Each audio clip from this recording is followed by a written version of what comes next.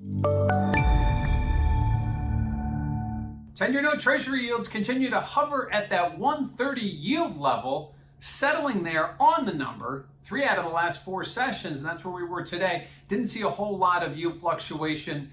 We got the ADP number this morning, which came in weaker than expected. That could give us kind of a little bit of a preview as what we might see on Friday. We're seeing some of those non-farm payroll numbers being estimates coming down a little bit. So the market right now looking for possibly a weaker than previously expected jobs number. But jobs really haven't been the problem here. We've seen job expansion going back several months. At this point, it's all about the economy. It's all about the Delta variant, and it's all about some of these geopolitical risks that have been in the news lately. So at this point, Treasury yields watching that and kind of trading in the middle of this 1 month range, this 120 to 140 range that we've seen in 10-year note yields, and we sit right at the middle, sort of waiting for the next moment that could push us either to the outer wings or beyond of that range, something we haven't seen in quite some time. We have seen a few moments where we've traded to those bands, to those higher and lower bands, but we haven't seen a conviction trade that would take us well below 120 or well north of 140.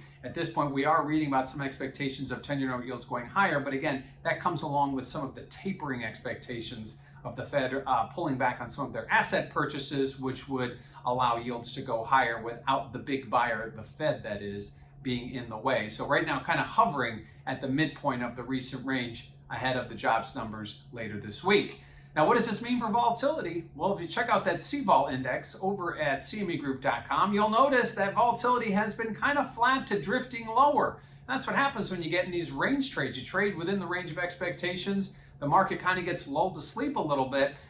Typically, we will have some event risk, which should push volatility higher. We didn't see that today. Perhaps we'll see that tomorrow. But at this point, volatility remains very low, considering all the variables that we just mentioned and all that we're looking at here. So at this point, volatility, as long as the Treasury yields stay at the midpoint of that 1 month range, expect volatility to remain flat to actually heading lower, even though we do have some events coming up on the calendar. And what are those events? Well, tomorrow we'll start with the claims number, which is expected lower. That's a good thing.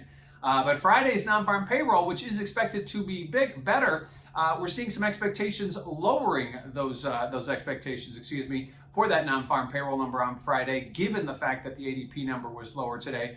But what it really all revolves around here is, when is the Fed going to start taking their foot off the gas? When are they going to start initiating some of their tapering and not just talking about it? We heard from the Fed chair last Friday. Certainly, he said he would like to see tapering begin by the end of the year. However, he's going to be one of those moment-to-moment, kind of waiting for more data, more proof that the economy has its sea legs back under it, that this inflation that we've seen is or isn't transitory. The Fed continues to claim that it's transitory, which means that it's not necessary for them to be raising rates or acting more hawkishly in the near term. And certainly, we may get a clearer picture of that come September, when we get the September FOMC, or towards the end of September, I should say, when we get September FOMC. So Treasury yields holding the range, actually holding right at the midpoint of the 1 month range here at 130, ahead of tomorrow's claims and Friday's non-farm payroll.